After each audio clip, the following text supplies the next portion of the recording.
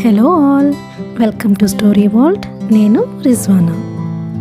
ఈ తరం కథ 3వ భాగంలో రమేష్ హేమను తనతో పాటు తీసుకువెళ్ళడానికి వాళ్ళ ఇంటికి వస్తాడు.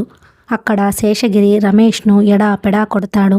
కానీ రమేష్ మాట్లాడడు, ఎదురు తిరగడు. చివరకు రంగనాయకి అడ్డుపడి శేషగిరిని ఒక గదిలో బంధించి హేమను రమేష్తో పాటు పంపించి వేస్తుంది. ఇద్దరూ రమేష్ గదికి వచ్చేస్తారు. కొత్త జీవితం ప్రారంభిస్తారు. 15 రోజుల తరువాత హేమకు వదిన దగ్గర నుండి ప్రత్యుత్తరం వస్తుంది. అందులో వారు ఊరు వదిలి ఇందుపల్లె వెళ్ళిపోతున్నారని, శేషగిరి హేమని చూడడానికి ససేమిరా అన్నాడని ఉంటుంది. హేమ కన్నీటి పర్యంతం అవుతుంది. రమేష్ను తను పనిచేస్తున్న ఫణిభూషణరావు గారి బట్టల దుకాణంలో నుంచి ఉద్యోగం తీసేస్తారు. దిగులుతో ఇంటికి వచ్చిన రమేష్కి ఉత్తరం ఇచ్చి చదవమని తను వంటగదిలోకి వెళ్తుంది హేమ. ఉత్తరం చదివిన రమేష్ శేషగిరి వాళ్ళు ఊరు వదిలి వెళ్ళిపోతున్నారని తెలుసుకుని బాధపడతాడు. ఇంతవరకైతే విన్నాం కదా, ఇక్కడ నుంచి కథ ఇలా కొనసాగుతుంది. లక్షలకి వారసుడైన సుధాకర్కి చెల్లెల్ని ఇచ్చి పెళ్లి చేసి తన తాహత్తు పెంచుకోవాలని ఆశించాడు. సుధాకర్తో పోలిస్తే తను ఒక అనామకుడు. హేమ పెళ్లి విషయంలో సుధాకర్ ప్రస్తావన లేకుండా ఉంటే శేషగిరి ఇంతగా ద్వేషించేవాడు కాదేమో. సుధాకర్ని తనని ఒక త్రాసులో తూచి నువ్వు తెలివైన వాడివి అని ఈసడిస్తున్న వాళ్ల పద్ధతికి అతని మనసు రోషాభిమానాలతో కరకరమంటోంది. తన హృదయాన్ని రంపపు కోత కోస్తున్న ఆ వాక్యాలని చదివి చాలాసేపు సుదీర్ఘమైన ఆలోచనలో మునిగిపోయిన అతను మళ్ళీ ఉత్తరం తెరిచి రంగనాయకి ఉత్తరం చిట్ట చివరగా రాసిన పేరాని 1కి 4 సార్లు చదువుకున్నాడు. రంగనాయకి నేను మనసారా ఆశీర్వదిస్తున్నాను అంటూ రాసిన ఆ వాక్యాలు అతని మనసులో చెరగని ముద్రగా చిత్రితమైనాయి. ఉత్తరం చదవడం పూర్తి చేసి దాన్ని మడత విప్పుతూ పెడుతూ కూర్చున్నాడు. ఇంతలో హేమ వేడివేడిగా పొగలు కక్కుతున్న కాఫీ తెచ్చింది. కాఫీ కప్పు చేత పట్టుకుని వంట ఇంటి గుమ్మం దాటుతుండగానే ఉత్తరం చేత పట్టుకొని సీరియస్గా ఉన్న ముఖంలో దీర్ఘాలోచనలో పడ్డట్టు కూర్చున్న అతన్ని రెప్పపాటుగా చూసింది. ఆ ఉత్తరం చదివేటప్పుడు తను తలుపులు వేసుకోనందుకు, అతనికి అది వచ్చినట్టు తెలియకుండా జాగ్రత్త పడనందుకు మనసులో తనని తానే తిట్టుకుంది. హేమ తన చిలిపి మాటలతో అతని బాధని ఎగరగొట్టడానికి నిశ్చయించుకుంది.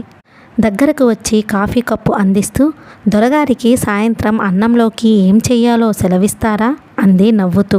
హేమని చూడగానే రమేష్ ముఖంలో గాంభీర్యం ఊదేసినట్టుగా ఎగిరిపోయింది. లేచి సరిగ్గా కూర్చున్నాడు. దొరసాని గారికి ఏది చేతనైతే అది ఏం పెట్టినా అమృతతుల్యంగా భావించి సంతోషంగా తింటారు. హేమ ఇచ్చిన కాఫీ అందుకొని పక్కనున్న స్టూల్ మీద పెట్టి హేమ చెయ్యి పట్టి దగ్గరకు తీసుకుని ఒళ్ళో కూర్చోబెట్టుకున్నాడు. హేమ వచ్చినప్పటి నుంచి చూస్తూనే ఉంది. రోజు మొత్తం మీద కనీసం ఒకసారైనా అతను ఇలా కూర్చోబెట్టుకుంటాడు. మొదటి రోజున హేమ కూర్చోలేదు, సిగ్గుపడింది. మొహమాటంతో అతన్ని వదిలించుకొని లేచి వెళ్ళిపోయింది. కానీ తర్వాత అలవాటైపోయింది. ఇప్పుడు ఏదైనా మాట్లాడాల్సి వస్తే అలా ఒళ్ళో కూర్చునే చెప్పాలనిపిస్తోంది. ఆ కూర్చోవటంలో అతని దగ్గర ఒక రకమైన స్వతంత్రం, అందులో ఆనందం పొందుతున్నట్లుగా అనిపిస్తుంది. సరే అయితే రోజు నల్లగా బొగ్గులా మార్చిన రొట్టె ఒకటి పెడుతూ ఉంటాను. అప్పుడు దొరగారి సంతోషం ఏమవుతుందో చూస్తాను. నా సంతోషం సంగతి సరే గాని నీ విషయం చెప్పు. నువ్వు నిజంగా సంతోషంగానే ఉన్నావా? ఆ అనుమానం ఇప్పుడెందుకొచ్చింది? ఎందుకో వచ్చింది, సమాధానం చెప్పు. సంతోషంగా లేక ఇప్పుడు నాకేం తక్కువైంది? నిజంగానేనా? నిజంగా నిజంగా నిజంగా సరేనా? నువ్వు మనస్ఫూర్తిగా చెబుతున్నావా అని ఏది నన్ను వినని రమేష్ తల వంచి హేమ గుండెకి చెవి ఆనించాడు. హేమ నవ్వుతూ అతని మెడ చుట్టూ చేతులు పెనవేసింది. అతని మెడ పక్కన వికృతంగా అసహ్యంగా ఉన్న కాలిన మచ్చ మీద వేళ్లతో ఆప్యాయంగా స్పృశిస్తూ ఏం వినిపించిందా అంది. కానీ నువ్వు చెప్పింది మాత్రం కాదు అన్నాడతను. నిజంగా? హేమ ఆశ్చర్యం నటించింది. నిజంగా నువ్వు సంతోషంగా ఉన్నది నిజమే, కానీ నా మూలంగా కాదుట. మీ అన్నయ్య నిన్ను సుధాకర్కి ఇచ్చి పెళ్లి చేసి అప్పుల పాలు కానందుకట. ఛీ పో. హేమ చిరుకోపంతో రమేష్ భుజాలు పట్టి వెనక్కు తోసింది. కానీ రమేష్ హేమ జబ్బాలు పట్టుకుని వదలకపోవడంతో అతను వెనక్కి వాలడంతో తను కూడా వెళ్ళి అతని గుండెల మీద పడింది. హేమ లేవబోయింది. రమేష్ నవ్వుతూ హేమని చేతుల మధ్య బంధించాడు. అక్కడ కాఫీ చల్లారిపోతోంది. గారాలు పోతూ గుర్తు చేసింది. పోనీ. రమేష్ పెదవులు హేమ నుదురు మీద పాపిడి మీద తారాట్లాడుతున్నాయి. తాగడానికి పనికిరాదు, పారపోసేద్దాం. అబ్బా ఎంత వేస్టు. పోనీ రాములమ్మకి ఇవ్వు. నేను చచ్చినా ఇవ్వను. నన్ను ఆ రోజున పెళ్లి కూతురునే కాదంటూ ఇన్సల్ట్ చేసింది. హేమ పెట్టిన ముఖం చూసి రమేష్ పకాలన నవ్వాడు. ఇంతలో బయట రావులమ్మ ప్రత్యక్షం అవనే అయ్యింది. అమ్మగారు, నీళ్లు వచ్చాయా? గిన్నెలేస్తారా? 4 రోజుల క్రితం ఉదయం అలవాటు చప్పున సరాసరి ఇంట్లోకి రాబోయిన రావులమ్మ కాఫీ తాగుతూ రమేష్ ఒళ్ళో కూర్చొని ఉన్న హేమని చూసి త్రుళ్ళిపడి వచ్చినంత వేగంగా వెనక్కి వెళ్ళిపోయింది. అప్పటి నుంచి లోపలికి వచ్చే ముందు ఏదో ఒక కేక పెట్టి మరీ వస్తుంది. రావులమ్మ కేక వినగానే రమేష్ హేమని అయిష్టంగా వదలలేనట్టుగా వదిలి పక్కనున్న కాఫీ కప్ అందుకుని తీసుకున్నాడు. ఆ రాత్రంతా భోజనాల దగ్గర 15 రోజులుగా తన మనసుని చెదపురుగులా తొలిచేస్తున్న బాధని రమేష్ బయట పెట్టేశాడు. హేమ, సుధాకర్కి నీకు బాగా పరిచయం ఉందా అని అడిగాడు. బాగా అంటే? అన్నం తింటున్న హేమ తలెత్తుతూ అడిగింది. బాగా అంటే పెళ్లి ప్రసక్తి తెచ్చేంత. చీపో. అంటే నీ ఉద్దేశం నేను పరిచయం అయిన వాళ్ళందరినీ నిన్ను అడిగినట్టుగా పెళ్లి చేసుకోమని అడిగి ఉంటాననా? హేమ కళ్ళల్లో రోషం ప్రతిఫలించింది. నా ఉద్దేశం అది కాదు. అతనితో నీకు కనీసం ఏ కాస్త పరిచయమైనా ఉండాలి కదా. లేకపోతే వీధిని పోయే ఏ పిల్లనో చూసి పెళ్లి చేసుకుంటానని అనరు కదా ఎవరు. నీ మాటలేమిటో నాకు అర్థం కాలేదు బాబు. సుధాకర్ తెలుసు. ఎలా తెలుసంటే నా ఫ్రెండ్ మాధురి అని ఒక అమ్మాయి ఉంది. ఒకసారి ఆ అమ్మాయి పుట్టినరోజు సందర్భంలో చూశాను. మాధురికి పెద్దల్లి కొడుకు అవుతాడు, అంటే అన్నగారన్నమాట. తర్వాత 2-3 సార్లు మాధురి ఇంట్లోనే చూశాను. ఒకసారి మాధురి అతను సినిమాకి వెళుతూ నన్ను రమ్మంటే నేను కూడా వెళ్ళాను. ఇంకోసారి నేను మధు ఎగ్జిబిషన్కు వెళితే అతను కనిపించాడు. కొద్దిసేపు మాతో కలిసి తిరిగాడు. ఇంటి వరకు తన కారులో తీసుకువచ్చి దించుతానన్నాడు కానీ నేనే వద్దని రిక్షాలో వచ్చేశాను. ఇదే మా పరిచయం. నువ్వు ఇంకేమైనా అడగాల్సింది ఉందా? రమేష్ లేదన్నట్టు హేమకి తల తిప్పాడు. అతను హేమకి కోపం వచ్చినట్టు గ్రహించాడు. హేమ చెయ్యి కడుక్కొని లేస్తూ అంది. రమేష్, నేను కూడా ఒక మాట స్పష్టంగా చెబుతున్నాను. సుధాకర్ గురించి ఇక మనం మాట్లాడుకోవద్దు. నాకెలాగో ఉంది. రమేష్ కూడా చెయ్యి కడుక్కొని లేచాడు. అదేమిటి, మజ్జిగ వేసుకోలేదేం? హేమ హెచ్చరించింది. పరధ్యానంగా ఉన్న రమేష్కి అప్పుడు కానీ తన సగం భోజనంలో చెయ్యి కడిగేసుకున్నట్టు గుర్తుకు రాలేదు. వద్దు హేమ, చాలు. ఈ పూట నాకు ఆకలిగా లేదు. సిగరెట్ల కోసం కిళ్ళీ కొట్టు దగ్గరకు వచ్చిన అతను మనసులో ఇంకా ఏదో తొలుస్తున్న వాడిలా తల వంచుకొని అలా బజారులోకి నడక సాగించాడు. సుధాకర్ సంగతి ఇక మనం మాట్లాడుకోవద్దు, నాకెలాగో ఉంది అన్న హేమ మాటలే అతని చెవుల్లో గింగురుమంటున్నాయి. హేమ ఎందుకలా అంది అంటే దాని అర్థమేమిటి? క్రమంగా అతని మనసు మిగతా విషయాల మీదకి మళ్ళింది. ఫణిభూషణరావు గారు ఇంత హఠాత్తుగా తనని ఉద్యోగంలో నుంచి తీసేయడానికి కారణం కూడా తెలియలేదు. వద్దన్న రంగనాయకి ఉత్తరం పదే పదే గుర్తుకు వస్తోంది. రేపో ఎల్లుండో సుందరం వచ్చేస్తాడని విషయం కూడా మాటిమాటికి నాకు ప్రాధాన్యత ఇవ్వు అన్నట్లు కదులుతోంది. మనసు చికాకుగా అయినప్పుడల్లా వచ్చి వీధి చివర ఉన్న పిల్లల పార్కులో బెంచి మీద కాసేపు పడుకోవడం అతనికి బాగా అలవాటు. ఇప్పుడు కూడా అతని శరీరం యాంత్రికంగా అదే పని చేసింది. దూరంగా ఉన్న క్లాక్ టవర్ 10 గంటలు కొట్టినప్పుడు కానీ అతనికి స్పృహ రాలేదు. ఇంటి నుంచి బయలుదేరి దాదాపు 2 గంటలు అవుతుంది. హేమ ఒక్కతే ఉంది. అతను నిద్రలో నుంచి ఉలిక్కిపడి లేచిన వాడిలా గబగబా ఇంటికి వచ్చాడు. అతను ఆశించినట్టు ఊహించినట్టు హేమ పడుకోలేదు, మేలుకునే ఉంది. అతను ఇంట్లో అడుగు పెట్టేసరికి టేబుల్ దగ్గర కుర్చీలో కూర్చుని నిద్ర వచ్చిన దానిలా టేబుల్ మీదకి ఒరిగి కూర్చుని ఉంది. తన కోసం ఎదురు చూస్తూ అట్లా కూర్చుందనుకున్న రమేష్ దగ్గరగా వెళ్ళి మృదువుగా తడుతూ హేమ అని పిలిచాడు. హేమ చటుక్కున లేచింది. అతని మెడ చుట్టూ చేతులు పెనవేసి గుండెల్లోకి ఒదిగిపోతూ రమేష్ అంటూ బావురుమంది. అతను కంగారు పడిపోయాడు. వెక్కి వెక్కి ఏడుస్తున్న హేమని బుజ్జగిస్తున్నట్టు మాటలతో అనునయంగా చెబుతూ బలవంతంగా నడిపించి తీసుకొచ్చి మంచం మీద కూర్చోబెట్టాడు. ఏమిటి హేమ, ఏమైంది అని అడిగాడు. నన్ను క్షమించు, నీకు కోపం వచ్చింది కదూ. సుధాకర్ విషయం మాట్లాడవద్దనటంలో నా ఉద్దేశం వేరే ఏం లేదు. అతను తెల్లబోయినట్టు చూశాడు. హేమ అతన్ని మరింతగా హత్తుకుపోతూ, రమేష్, నా మీద ఎప్పుడూ కోపం తెచ్చుకోవద్దు. ఒకవేళ కోపం వచ్చినా ఇంకేదన్నా చెయ్యి, కానీ ఇలా ఇంట్లో నుంచి మాత్రం వెళ్ళిపోకు అంది.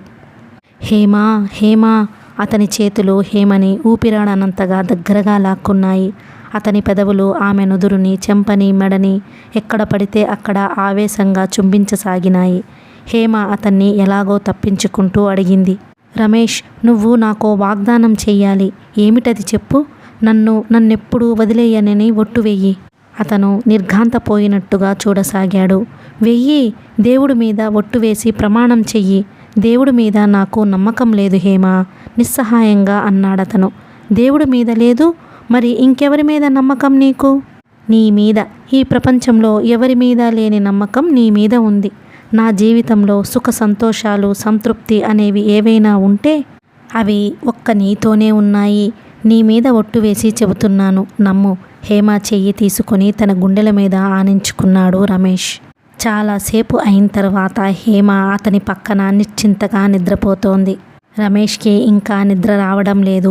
మెల్లగా హేమకి మెలకువ రానీయకుండా హేమ చెయ్యి తీసుకుని మెడ చుట్టూ వేసుకున్నాడు. పూల చెండులా కోమలంగా ఉన్న ఆ చేతి స్పర్శ అతనికెంతో హాయిగా ఉంది. జీవితంలో మొట్టమొదటిసారిగా నేను ఒంటరివాడిని అనే నిస్పృహ అతని మనసు నుండి పూర్తిగా తొలగిపోయింది. 1 గంట ఇంటికి ఆలస్యంగా వచ్చినందుకు హేమ చేసిన గడబిడ అతనికి ఎంతో మధురంగా అనిపించింది. 1 గంట క్రితం అతని మనసు తికమక పెట్టిన చికాకులు కూడా ఇప్పుడంతా తీవ్రంగా అనిపించడం లేదు. ఆప్యాయత, అనురాగం కురిపించే భార్య ఉంటే ఆ ఇల్లు మగవాడి పట్ల నిజంగా స్వర్గమే అవుతుంది. రమేష్ పెదవులు హేమ చేతిని అంటనట్టు తాకినాయి. ఆమె అంత హఠం చేసి తనని ఈ పెళ్లికి వంచకపోతే ఈ సుఖశాంతులు తనకి దక్కేవా? రమేష్ మనసు హేమ పట్ల కృతజ్ఞతతో మోకరిల్లింది. హేమని బాధ పెట్టే ఏ చిన్న పని చేయకూడదని నిశ్చయించుకున్నాడు. మర్నాడు తెలతెలవారుతుండగా అన్నమాట ప్రకారం సుందరం ఊరి నుంచి దిగాడు. రమేష్ రమేష్ అంటూ తలుపులు తడుతూ గావుకేకలు. గాఢ నిద్రలో ఉన్న హేమ బద్ధకంగా కళ్ళు విప్పే లోపలే రమేష్ లేచి వెళ్ళి తలుపులు తీశాడు. సుందరం పెట్టె పట్టుకుని లోపలికి వచ్చాడు. అపరిచిత వ్యక్తిని చూడగానే హేమ చప్పున లేచి లోపలకు వెళ్ళిపోయింది. సుందరం రమేష్తో పాటు మంచం మీద కూర్చొని ఊరి కబుర్లు చెబుతున్నాడు. మా నాన్నకి ఆఖరిసారిగా చెప్పి వచ్చేశానోయ్. ఈ నెలాఖరు లోపల రాకపోతే లాయర్ నోటీస్ ఇప్పించేది ఖాయం అని కబురు చేయమన్నాను. వస్తుందా సరే, లేకపోతే డైవర్స్ ఇచ్చేసి హాయిగా వేరే పెళ్లి చేసుకుంటాను. సిగరెట్ ఉందా? రైల్లో నా పెట్టె ఖాళీ అయిపోయింది. రమేష్ లేచి వెళ్ళి డ్రాయర్ తెరిచి సిగరెట్ పెట్టె, అగ్గిపెట్టె తెచ్చి ఇస్తూ, నువ్వు మీ అత్తగారి ఊరు వెళ్ళి ఆ అమ్మాయితో స్వయంగా ఒక్కసారి మాట్లాడకపోయావా అన్నాడు. మాట్లాడడానికి ఆవిడగారు నాకు ఒంటరిగా దొరికితేనా? మా అత్తగారో పిన్నత్తగారో ఎప్పుడు పోలీసుల్లా కాపలా కాస్తూనే ఉంటారు. ఏదైనా ఆ అమ్మాయికి ఇంకా చిన్నతనం. ఒక పక్క తల్లి, ఇంకో పక్క నువ్వు, అందులో ఒక్కతే పిల్లని చెబుతున్నావు. ఆ అమ్మాయికి తల్లి పట్ల అంత శ్రద్ధ ఉండడం న్యాయమే. మరి నువ్వే కాస్త సహనం వహించాలి. ఇంకేం సహనం నా బొంద. పెళ్ళై 6 ఏళ్లైనా బ్రహ్మచారిలా ఏడుస్తున్నాను. అసలు ఇదంతా మా నాన్న చేశాడు. పెళ్ళి అవగానే నేను వచ్చి అక్కడుంటానని మాట జారడంతో వచ్చింది ఈ అవస్థ. మరి ఇంకేం? అప్పుడు పెద్ద ఆస్తి, ఒక్కతే పిల్ల, బోలెడు కట్నం వస్తుందని ఆశపడ్డాడు. పెళ్ళి అయితే చాలే అని వాళ్ళు చెప్పిన ప్రతిదానికి తల ఊపి ఉంటాడు. ఇప్పుడేమో నేను ఆ మాటే అనలేదు అంటున్నాడు. ఆవిడ అబద్ధం అంటుంది. ఇందులో ఎవరు అబద్ధం ఆడుతున్నారో ఆ భగవంతుడికే తెలియాలి. పోనీ ఇప్పటికైనా అక్కడికి వెళ్ళి ఉండడానికి నాకేం అభ్యంతరం లేదు. కానీ ఉన్న ఉద్యోగం వదిలేసుకుని అక్కడికి వెళ్ళావంటే నిన్ను చవట క్రింద చూస్తారు అంటాడు మా నాన్న. నాకు కూడా అది నిజమే అనిపిస్తుంది. ఏ బ్లేడు కొనుక్కోవాలన్నా 2 రూపాయలు ఇవ్వండి అత్తగారు అని దేభ్యం మొహం వేసుకుని అడగాలి. నువ్వు అట్లా ఎందుకు భయపడతావు? అక్కడికి వెళ్తే డబ్బు పెత్తనం అంతా నీకే ఇస్తుందేమో. ఎవరు? ఆవిడా? అమ్మో, ప్రాణం పోతూ పిల్లికి కూడా బిచ్చం వేయకుండా కూడబెట్టిన ఆస్తి అది. ఆవిడ బ్రతికున్నంత కాలం ఆ డబ్బు మీద ఇంకొకరి చెయ్యి పడనివ్వదు. ఆవిడకి ఎంత వయసు ఉంటుందేమిటి? ఏం మంచి వయసే, నడి వయసు. గుండె జంబులా ఉంటుంది. లక్షణంగా 100 ఏళ్లు బ్రతుకుతుంది. ఆవిడ దాటిపోయే లోపల నేను ముసలిడొక్కుని అవుతాను. ఏమిటో వెధవగోల. అయినా రమేష్, అసలు డబ్బున్న ఆడపిల్లని చేసుకోకూడదోయ్. ఎంతైనా వాళ్లకి గీర జాస్తి. సుందరం ఆవులించి ఒళ్ళు విరుచుకున్నాడు. అబ్బా, రాత్రంతా రైల్లో నిద్రే లేదు. ఎక్కడ చూసినా పుట్టలు పుట్టలుగా ఒకటే జనం. కాలు పెట్టే సందు లేదు. సరిగ్గా కూర్చోవడానికే జాగలేదు. నిద్ర వస్తోంది అంటూ చెప్పులు విడిచి మంచం మీద పడుకున్నాడు. తెల్లటి పక్క హాయిగా ఉంది. ఏదో కొత్త రకం తలనూనె వాసనలు తేలివస్తున్నాయి. అతను ఆ గదిలో అడుగు పెట్టగానే హేమ మంచం మీద నుంచి దిగి లోపలికి వెళ్ళిపోవడం చూశాడు. నాకంటే రమేష్ నయం, అదృష్టవంతుడు. ఇట్టే పెళ్లి చేసుకుని అట్టే కాపురానికి తెచ్చుకున్నాడు అనుకున్నాడు. మరో 5 నిమిషాల్లో సుందరం ఇల్లు ఎగిరిపోయేలా గుర్రు పెట్టసాగాడు. సుందరం నిద్రపోయిన తరువాత రమేష్ లోపలికి వచ్చేసరికి హేమ అక్కడ కాఫీ కలిపే ప్రయత్నంలో ఉంది. రమేష్ కాఫీ తాగుతూ హేమకి సుందరం భార్య గురించి చెప్పసాగాడు. సుందరం స్థితి చాలా సామాన్యమైంది. చాలామంది పిల్లలున్న కుటుంబం. బాగా కట్నం వస్తుందనే ఆశతో ఒక్కతే పిల్ల అని చేసుకున్నాడు. పెళ్ళి చాలా వైభవంగా చాలా ఖర్చు పెట్టి చేశారు. పెళ్ళి అయిన తర్వాత సుందరాన్ని ఇల్లరికం రమ్మనమని అత్తగారు, ఆ మాట మేం అసలే అనలేదని వీళ్ళు తగాదా పడ్డారు. మాట పట్టింపు వచ్చింది. ఇరుపక్షాల వాళ్ళు భీష్మించుకుని కూర్చున్నారు. ఇప్పుడు కోర్టులకి వెళ్లే వరకు వచ్చింది. ఎవరూ తగ్గరు, ఎవరూ రాజీ పడరు. మా సంగతి మేం చూసుకుంటాం, మీరు నోరు మూసుకోండి అని సుందరం అనగలడు. కానీ ఆ అమ్మాయి అతనికి కలిసిరాదు. పిల్ల బాగుంటుంది, బోలెడంత ఆస్తి. అందుకని సుందరానికి కూడా ఆ అమ్మాయిని వదులుకోవడం ఇష్టం లేదు. ఇది తెగదు, ముడిపడదు. సంవత్సరాలు దొర్లిపోతున్నాయి. అందుకే హేమ పెళ్లి విషయం పెద్దవాళ్ల ప్రమేయం ఉన్నా ఏం చేయాలా అన్న నిశ్చయం, స్వతంత్రం చిన్నవాళ్లే అట్టిపెట్టుకోవాలి. మరి డైవర్స్ అంటున్నారేమిటి? అంతా శ్రద్ధగా విన్న హేమ అనుమానంగా అడిగింది. వాడి మొహం, అదో స్టంటు. ఈ మాట నేను 2 ఏళ్ల నుంచి వింటున్నా. చెప్పానుగా, వాడు ఆ అమ్మాయిని వదులుకునేందుకు సిద్ధంగా లేడని. ఆ ఉద్దేశమే ఉంటే ఆ పని ఎప్పుడో చేసేవాడు. ఒకసారి మనస్ఫూర్తిగా తాళి కట్టి స్వీకరించి మళ్ళీ వదిలేసే మగవాళ్లంటే నాకు అసహ్యం. నాక్కూడా. రమేష్ నవ్వుతూ అంగీకరించాడు. పెళ్ళైన 15 రోజుల తరువాత అతను హేమ ప్రప్రథమంగా దూరంగా నిలబడి విడివిడిగా కాఫీ తాగుతున్నారు. ఇది గుర్తించిన అతను వెంటనే అన్నాడు, భర్తలకి దూరంగా నిలబడి కాఫీ తాగే ఆడవాళ్లంటే కూడా నాకిష్టం లేదు. హేమ కూడా నవ్వింది. రమేష్ దగ్గరికి రమ్మన్నట్టు చెయ్యి అందించాడు. హేమ రానన్నట్టు తల ఊపింది. 9 గంటలకి సుందరం లేచి స్నానం చేసి హేమ వడ్డించిన వేడివేడి భోజనం తిని ఆదరా బాదరాగా ఆఫీస్కి పరిగెత్తాడు.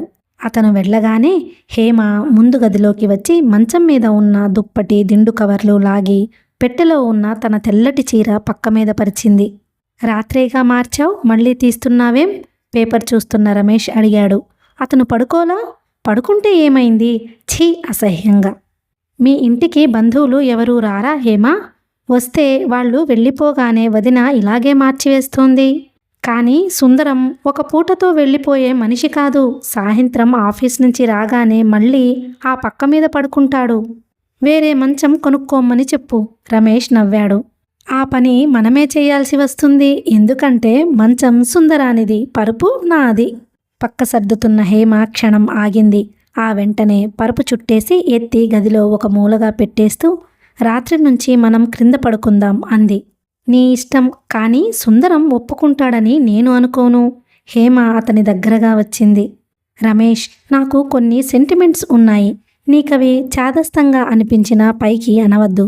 ఉదాహరణకి, మన పక్క మనం తినే కంచాలు, మనం వాడే కాఫీ కప్పులు ఇంకొకరు వాడితే నాకిష్టం ఉండదు. జ్ఞాపకం ఉంచుకో. బాగా బాగా ఉంచుకుంటాను అన్నాడతను. హేమ ఇల్లు సర్దుతూ, దొరగారు ఈరోజు షాపుకి దయచేయరా? ఇంకా పేపర్ చూస్తున్నారు అంది. అన్నాడు రమేష్. హేమ చేస్తున్న పని ఆపి అతని వైపు చూసింది. నిజంగా? నీ మీద ఒట్టు. హేమ అతని దగ్గరగా వచ్చి మెడ చుట్టూ చేతులు వేసింది. నాకు చాలా సంతోషంగా ఉంది. రమేష్ హేమ నడుం చుట్టూ చేతులు బిగించాడు. నీకలాంటి సంతోషం కలిగితే నేను పూర్తిగా ఉద్యోగమే మానేస్తాను. అమ్మమ్మ, అట్లా అయితే ఎలా? రోజు ఉద్యోగం చేస్తూ ఎప్పుడైనా మానేస్తేనే అందులో ఆనందం ఉంటుంది. అయితే నేను ఉద్యోగం మానేస్తే నీకిష్టముండదా? ఖచ్చితంగా చెప్పింది హేమ. అతని మనస్సు ఉసూరంది. ఈ క్షణంలో ఉద్యోగం పోయిందని తెలిస్తే హేమ ముఖంలో కాంతి ఉంటుందా? మధ్యాహ్నమంతా ఏం చేద్దాం? హేమ ఆలోచనగా అంది.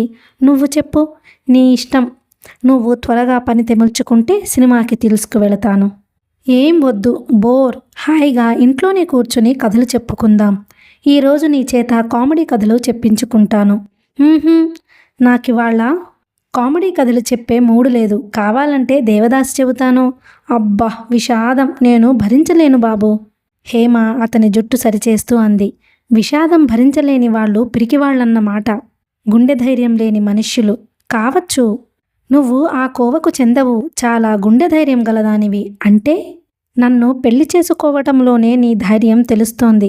సుధాకర్ని కాదని అనాలని నాలిక చివరిదాకా వచ్చిన మాటను ఎలాగో ఆపుకున్నాడు.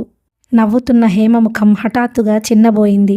చటుక్కున అతని చేతులు లాగేసి దూరంగా వెళ్ళిపోబోయింది. కానీ రమేష్ మెరుపులా చేయి చాచి హేమ కొంగు పట్టుకుని దగ్గరకు లాక్కున్నాడు. సారీ మేడం అన్నాడు. తను నవ్వులాటగా అన్న మాటలు హేమని బాధపెట్టాయని అతను గ్రహించాడు. హేమ సమాధానం చెప్పలేదు. రాత్రి నాకు నేను ఒక వాగ్దానం చేసుకున్నాను తెలుసా? ఏమని? నిన్నెప్పుడు కొంచెం కూడా బాధ పెట్టకూడదని. థ్యాంక్స్. ఒట్టిగా మాటలతో చెబితే ఎలా? ఇంకెలా చెప్పాలి? వీపు మీద 2 చరిచా? అప్పటికే ఆమె ముఖం అతనికి చేరువైంది. రమేష్ పెదవులు హేమ పెదవుల్ని ఆ పైన మాట్లాడనివ్వకుండా ఆపేసినాయి. రమేష్ హేమల సంసారం బాగానే సాగిపోతోంది. అదృష్టవశాత్తు సుందరానికి 2 రోజుల్లోనే అదే వీధిలో చివర మేడ మీద ఒక చిన్న గది దొరికింది. రమేష్ బలవంతం మీద సుందరం దానికి అయిష్టంగానే అడ్వాన్స్ ఇచ్చాడు. సుందరానికి ఈ 2 రోజుల్లోనే హేమ చేతి భోజనం అమృతంలా ఉంది. ఈ ఊళ్ళో ఉండగా ఇక చచ్చిన హోటల్లో భోజనం చేయకూడదని తీర్మానించుకున్నాడు. ఇంకో వీధిలో అయితే మంచి గదే దొరుకుతుంది. కానీ ఆఫీసుకి, గదికి, హేమ చేతి భోజనాలకి లంకే కుదరదు. అడ్వాన్స్ ఇచ్చి తన పెట్టె, బెడ్డింగ్ అందులోకి చేర్చిన సుందరం, అబ్బా మరి భూతాల గదిలా ఉంది అన్నాడు. పర్వాలేదు, మీ ఆవిడని తలుచుకుంటూ నిద్రపో, తీయని కలలు వస్తాయి అన్నాడు రమేష్. మా ఆవిడని తలుచుకుంటే అత్తగారు కలలోకి వస్తుంది అన్నాడు సుందరం నిట్టూరుస్తూ. వారం రోజులు తిరగకుండానే సుందరం హేమకి బాగా చనువు అయ్యాడు. ఇంటికి వస్తూనే సరాసరి వంట ఇంట్లోకి వెళ్ళి ఏది నా కాఫీ అని అడగగలిగిన స్వతంత్రం సంపాదించుకున్నాడు. వంట ఇంట్లోకి చనువుగా వచ్చే నెపంతో హేమ అవి ఇవి మాట్లాడుతూ సామాను ఆ మూత ఈ మూత తీసి ఏవి లేవో చూసి సాయంత్రానికల్లా అవి తెస్తున్నాడు. ఒకరోజు హేమ అతనితో అనవసరంగా ఇలా డబ్బు ఖర్చు చేయవద్దని దెబ్బలాడింది. నేనేం ఊరికే ఇవ్వడం లేదు, రమేష్కి మళ్ళీ ఉద్యోగం దొరకగానే వడ్డీతో సహా వసూలు చేస్తాను అన్నాడు. సుందరం కనీసం అలా అంటేనైనా హేమ అంగీకరిస్తుందేమోనని. ఆ విధంగా సుందరం ద్వారా రమేష్కి ఉద్యోగం పోయిందని తెలుసుకున్న హేమ నిర్ఘాంతపోయింది. ఇదేమిటి, మీకు తెలియదా? అయితే చచ్చానన్నమాటే, రమేష్ నన్ను చంపేస్తాడు. సుందరం కంగారుగా అని అవతలికి వెళ్ళిపోయాడు. ఆ సాయంత్రం రమేష్ ఇంటికి వచ్చేసరికి హేమ ఎక్కడ పని అక్కడ వదిలేసి కుర్చీలో చెంపకి చెయ్యి ఆనించుకుని ఉదాసీనంగా కూర్చొని ఉంది. ఏమిటి హేమ అలా ఉన్నావేం? ఒంట్లో బాగాలేదా? రమేష్ దగ్గరగా వచ్చి ఆదుర్దగా నుదుటి మీద చేయి తీస్తూ అడిగాడు. రమేష్ హేమ నుదుటి మీద అరచేయి ఆనించి చూశాడు. నువ్వు నా దగ్గర ఇంత ధైర్యంగా అబద్ధం ఆడగలవని నేను అనుకోలేదు. చెప్పు, నాకు తెలియకుండా ఇంకెన్ని సంగతులు ఉన్నాయి అంది. హేమ కళ్ళల్లో గిర్రున నీళ్లు తిరిగాయి. నిజం చెప్పు, ఉద్యోగం పోయిందని నాకెందుకు చెప్పలేదు? నేను బాధపడతాననుకున్నావా? ఏడుస్తాననుకున్నావా? లేక నిన్ను తక్కువగా చూస్తాననుకున్నావా? చెప్పేసే, ఇంకెన్ని అబద్ధాలు ఆడావు నా దగ్గర? హేమ, నేను ఉద్యోగం పోయిందని చెప్పని మాట నిజమే, కానీ అది అబద్ధం కాదు. కాదు, ఈ ఉద్యోగం పోతే ఇంకోటి దొరుకుతుంది. ఆ మాట చెప్పి నీ కళ్ళల్లో ఆనందం హరింపజేయడం నాకిష్టం లేదు. ఇది అబద్ధం కాదు, నా స్వార్థం. హేమ కోపం కొద్దిగా చల్లారింది. లేచి అతని దగ్గరగా వచ్చింది. రమేష్, నీకు పుణ్యం ఉంటుంది. నా దగ్గర ఎప్పుడూ ఏదీ దాచకు. ఏ విషయమైనా నీ నోటి నుంచి వింటే నాకేం బాధ అనిపించదు. అదే ఇంకెవరో వచ్చి చెబితే నాకు తలవంపుగా ఉంటుంది. చచ్చిపోవాలన్నంత బాధ వేస్తుంది. అలాగే హేమ, అలాగే, కొత్త విషయం వింటున్నట్టుగా అన్నాడు రమేష్. ఆర్థిక స్థితి అస్తవ్యస్తంగా ఉన్న హేమ రమేష్ల సంసారం సుఖంగానే గడిచిపోతోంది. ఆ వీధిలో మొదట అందరూ హేమని లేచిపోయి వచ్చిన మనిషిలా ఈసడింపుగా అసహించుకున్నట్టుగా చూశారు. ఇది గ్రహించిన రమేష్ వెంటనే ఆ ఇల్లు మార్చేయడానికి ప్రయత్నించాడు. కానీ హేమ ససేమిరా ఒప్పుకోలేదు. చిన్నిళ్ళైనా ముచ్చటగా ఉంది. ఇంటి వాళ్లతో పేచీ లేదు. ముఖ్యంగా గాలి వెలుతురు ధారాళంగా వస్తాయి. నీళ్లకి ఇబ్బంది లేదు. ఎవరో ఏదో అనుకుంటే మనకేం నష్టం? కొద్ది రోజులు పోతే వాళ్లే తెలుసుకుంటారు. అసలు తెలుసుకోకపోయినా పర్వాలేదు అంటూ మొండిపట్టు పట్టింది. హేమ అన్నమాటే నిజమైంది. మొదట్లో హేమ పలకరిస్తే ముఖాలు తిప్పుకుపోయే ఇరుగు పొరుగు తమ పిల్లనెవరినైనా హేమతో మాట్లాడుతుంటే ఒక్క కసురు కసిరి ఇళ్లల్లోకి లాక్కోపోయే వాళ్ళు క్రమంగా హేమ చాలా మర్యాదస్తుడైన శేషగిరి చెల్లెలు అని, రమేష్ని పెళ్లి చేసుకుని భారీగా వచ్చిందని తెలుసుకుని కాస్తా గౌరవించసాగారు. రమేష్ ఉద్యోగం కోసం ఎక్కే గడప దిగే గడప అవుతుంది తప్ప ప్రయోజనం కనిపించడం లేదు. హేమతో అతని వివాహోదంతం నలుగురిలో పాకడంతో అతనికి ట్యూషన్లు కూడా దొరకలేదు. హేమకి రంగనాయకి ఇచ్చిన క్రమశిక్షణ ఊరికే పోలేదు.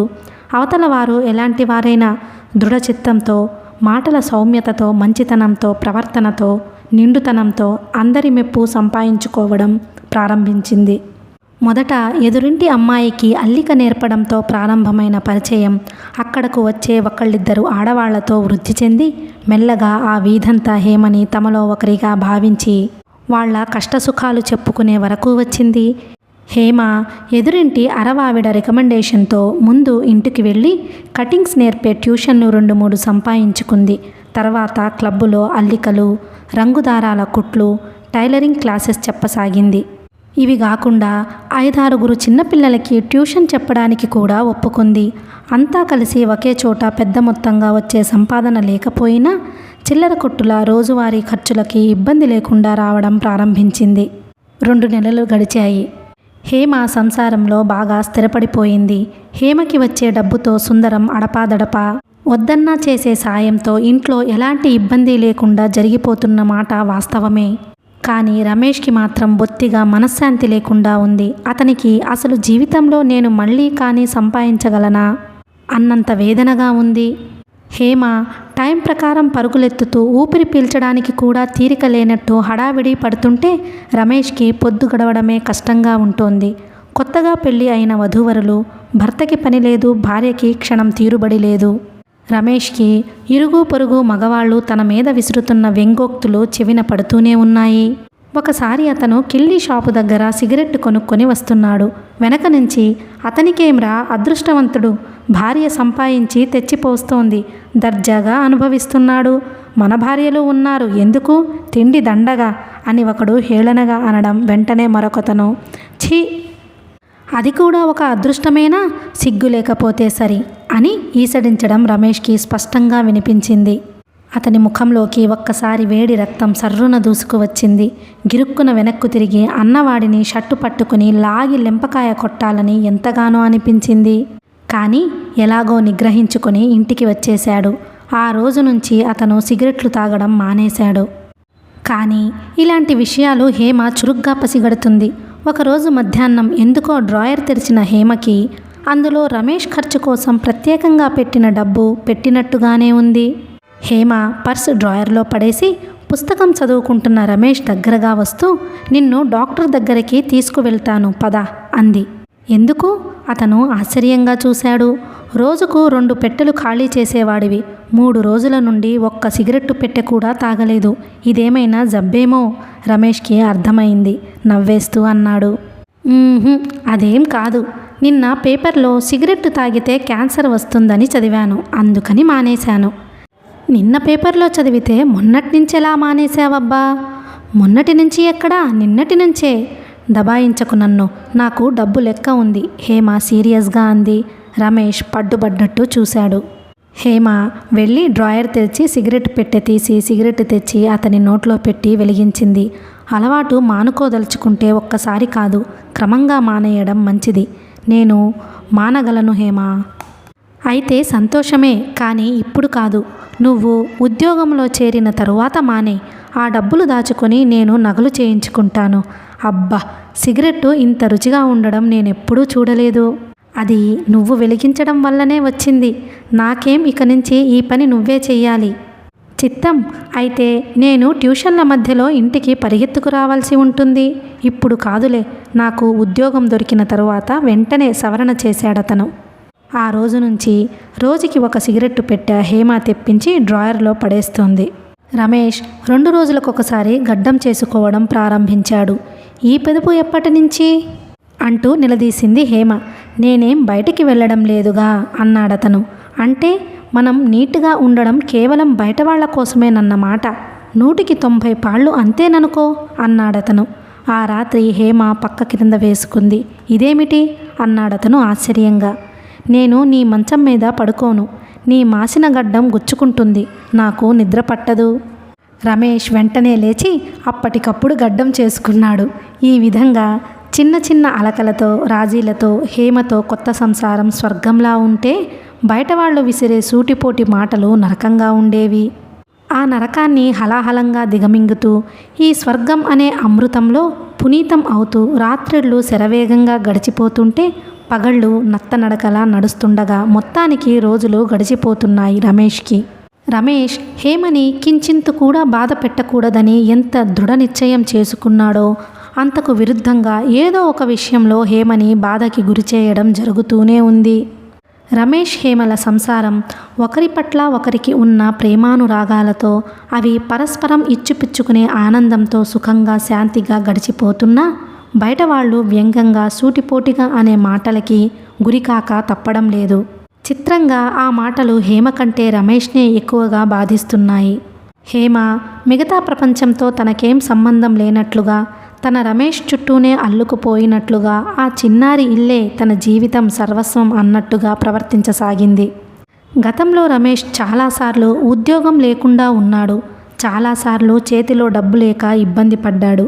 కానీ దానికంటే హేమ తెస్తున్న డబ్బు మీద రోజులు గడపడం అతనికి ప్రాణాంతకంగా ఉంది. అసలే తన వివాహం గురించి అందరూ అనేక రకాలుగా అనుకుంటున్నారు. దానికి తోడు హేమ ఇలా ట్యూషన్లు అంటూ ఇల్లిల్లు తిరుగుతూ ఉంటే నలుగురు ఎలా భావిస్తారో అతను ఎరుగనిదేమీ కాదు. అతనికి చాలాసార్లు హేమని ఆ ట్యూషన్లు చెప్పడానికి వెళ్ళనీయకుండా చేయాలని అనిపించేది. వద్దు హేమ, నాకు చాలా బాధగా ఉంది అంటే చాలు హేమ మానేస్తుంది. ఎందుకు అని కారణం కూడా అడగదు. కానీ హేమ చేతిలో ఉన్న ఈ ట్యూషన్స్ కూడా వదులుకుంటే చివరికి భోజనానికి కూడా ఇబ్బంది పడే పరిస్థితి వస్తుంది. తను సంపాదించలేని కారణంగా హేమకి వస్తున్న సంపాదన మానుకోవడం ఏం న్యాయం? లోకులు నవ్వుతున్నారా, నవ్వని, హేళన చేస్తున్నారా, చేయని రమేష్కి ప్రస్తుతం సహనం ఒక్కటే శరణ్యమయ్యింది.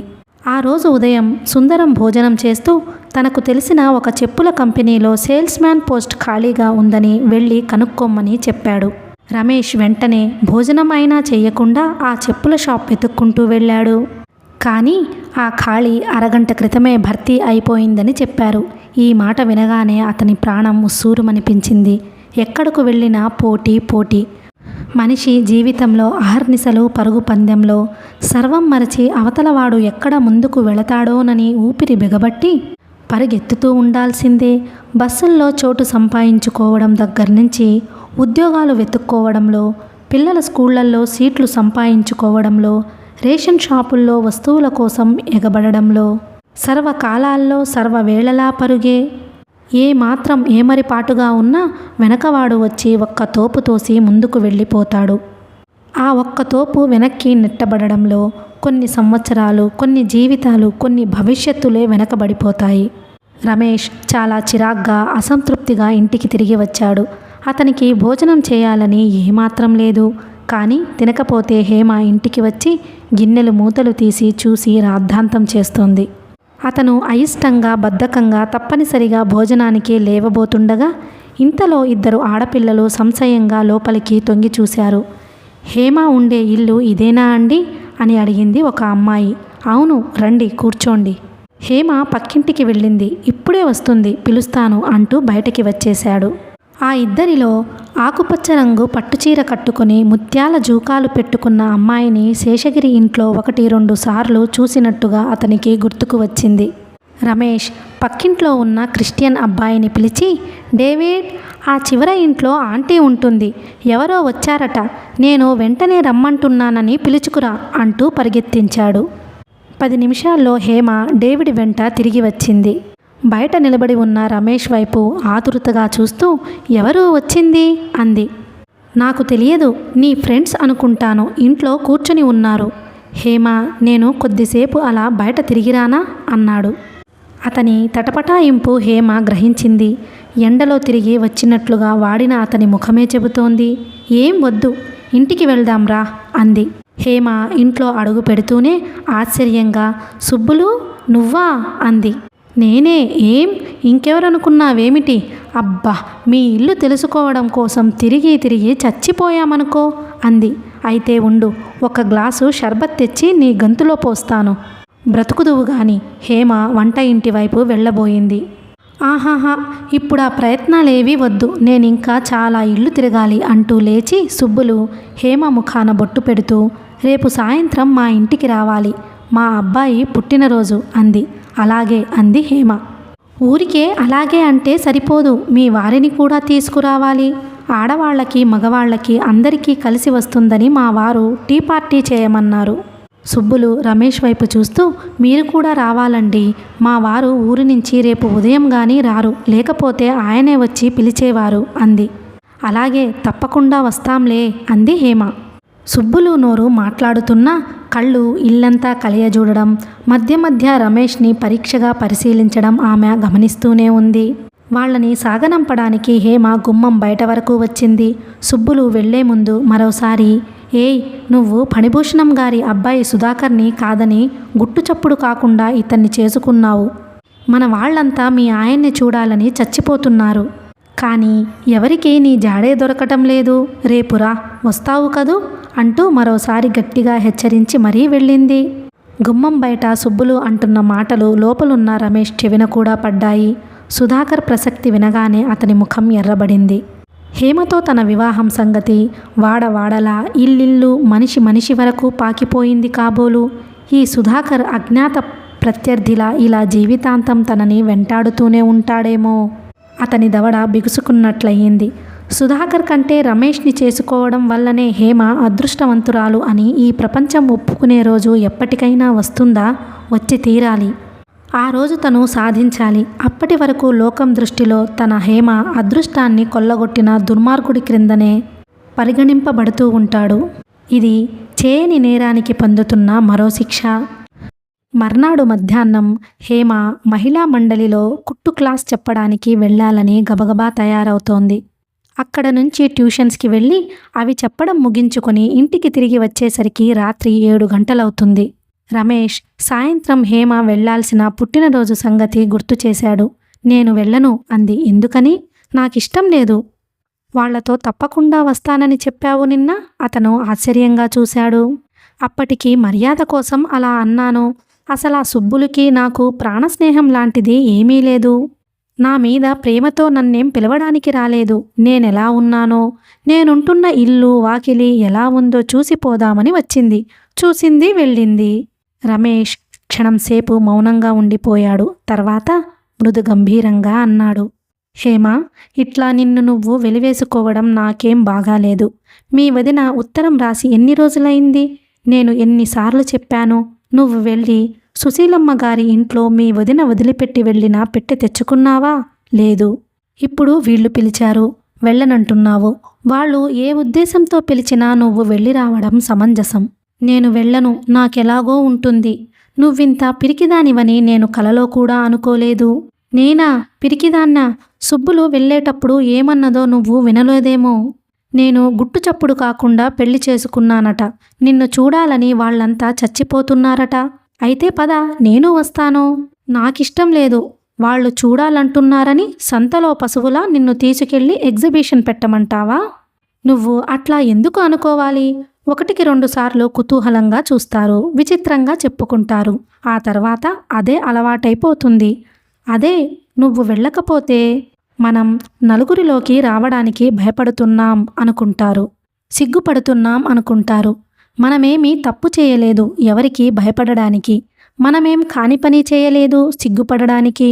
నువ్వు ఈరోజు వెళ్ళకపోతే ఈ 2 నిజమేనని నేను అనుకుంటాను. హేమ పుస్తకాలు టేబుల్ మీద గిరాటు కొట్టింది. సరే పద వెళ్దాం అంది. ఆ క్షణంలో తన మాటలు హేమని ఎంత బాధపెట్టినాయో వివరణమైన ఆ ముఖమే చెబుతోంది. అయినా సరే తప్పదు. తను ఎలాగో సంఘానికి వెలిగా పరాయిగానే బ్రతుకుతున్నాడు.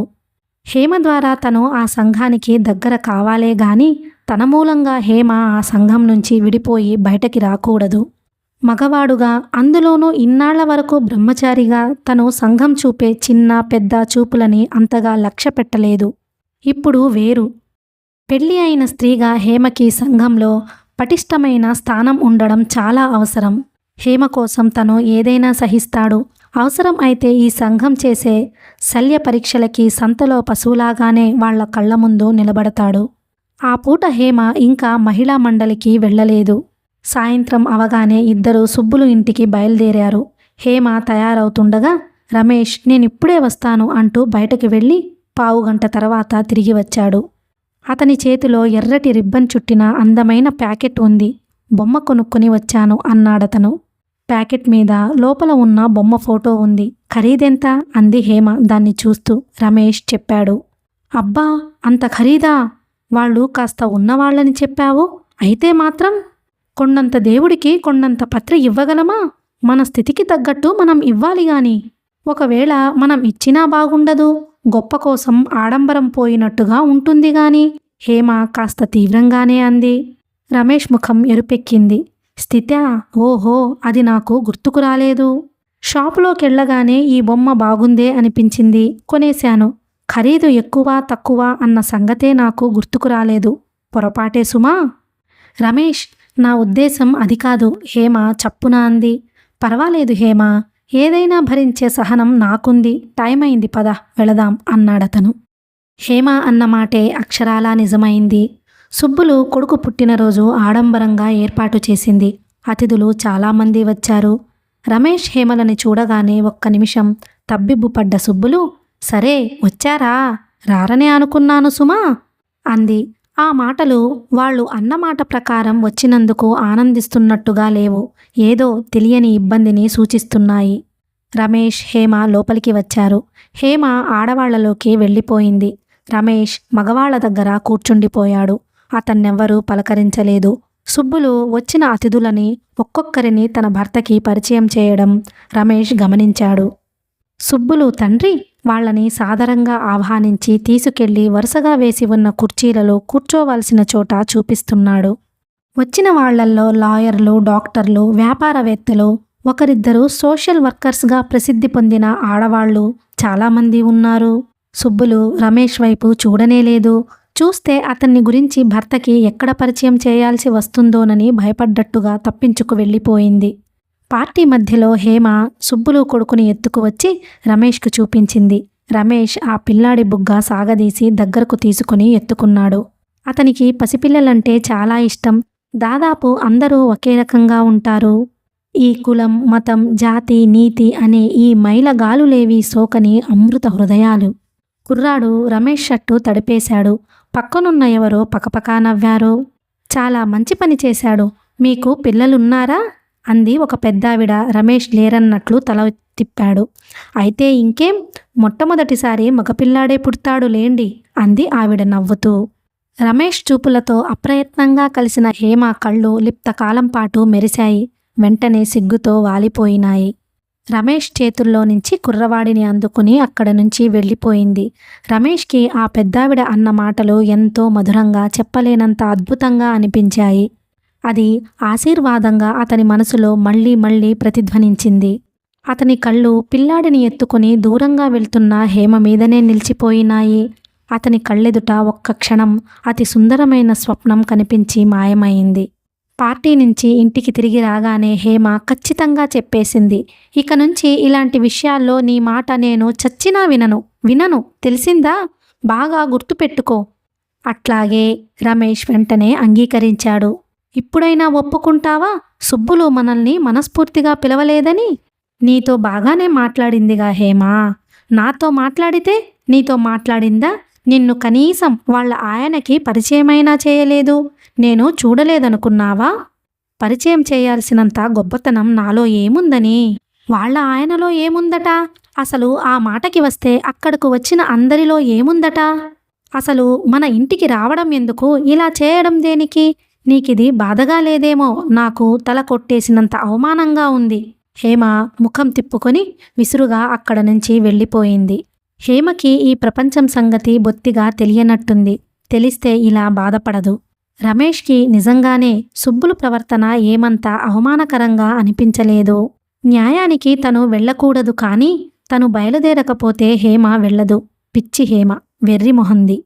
లేకపోతే అక్కడకు వచ్చిన అందరికీ ఏం లేకపోవటమేం? డబ్బుంది, దానితో కొనుక్కున్న కార్లున్నాయి, మేడలున్నాయి, పరువుంది, ప్రతిష్ట ఉంది. నిజానికి ఈ ప్రపంచంలో న్యాయాలు, నీతి అవినీతి పరులు అంటూ తూచే తులాదండానికి నిర్దిష్టమైన నిలకడ ఏదీ లేదు. లేకపోతే అక్కడకు వచ్చిన సోషల్ వర్కర్గా పేరుబడ్డ ఆ షీలాదేవి బ్రతుకు ఎవరికి తెలియంది? సిటీలోకెల్లా పెద్ద డాక్టర్ అని పేరు పొందిన ఆ గోపాలమూర్తి సంగతి ఎవరెరుగరు? అందరికీ అన్నీ తెలుసు. అయినా సరే వాళ్ల వల్ల వీళ్ళకేమైనా ప్రయోజనం ఉంటుంది అంటే చక్కగా సర్దుకుంటారు. లేని గౌరవాలు ఇస్తారు. ఈ ప్రపంచాన్ని తోలుబొమ్మలా ఆడించాలంటే చేతిలో డబ్బు ఉండాలి. ఆ డబ్బు పుష్కలంగా ఉంటే సంఘం దగ్గరికి తను వెళ్ళనవసరం లేదు. అదే పరువు ప్రతిష్టలని వెంటబెట్టుకుని పాక్కుంటూ తన దగ్గరకు వస్తుంది. ఎటు చూసినా డబ్బు డబ్బు. హేమని సుఖపెట్టాలన్నా, నలుగురిలో తలెత్తుకు తిరగాలన్నా, జీవితంలో స్థిరత్వం సంపాదించుకోవాలన్నా ప్రతిదానికి డబ్బే అతనికి మూల స్తంభంగా కనిపించసాగింది. రకరకాల పట్టు చీరలతో, ఖరీదైన నగలతో తమ విలువైన జీవితాలని ప్రదర్శిస్తున్నట్టు తిరుగుతున్న ఆ ఆడవాళ్ల మధ్య హేమ సాదా బట్టలతో లేమితనం స్పష్టంగా కనిపిస్తుంటే వేలుపెట్టి చూపినట్టే ఉంది. హేమకి ఒక అంతస్తు కల్పించాలంటే ముందు జీవితంలో తను ఎదగాలి. అది ముఖ్యం. కథ కొనసాగుతుంది.